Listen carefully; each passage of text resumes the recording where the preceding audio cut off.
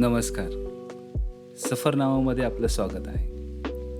संतोष साळुंखे यांनी लिहिलेला चुटपुट हा लघुलेख आहे.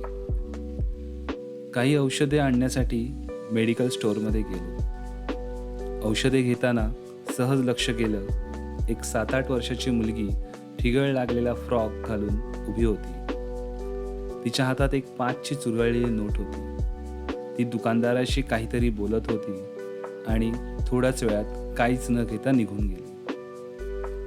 मी सहजच त्याला विचारले की काय म्हणत होती. त्याने सांगितलं की ती चॉकलेट घ्यायला आली होती, पण पुरेसे पैसे नसल्याने परत गेली. मी झटकन दुकानाच्या बाहेर येऊन ती मुलगी कुठे दिसते का हे पाहिलं, पण ती दिसली नाही.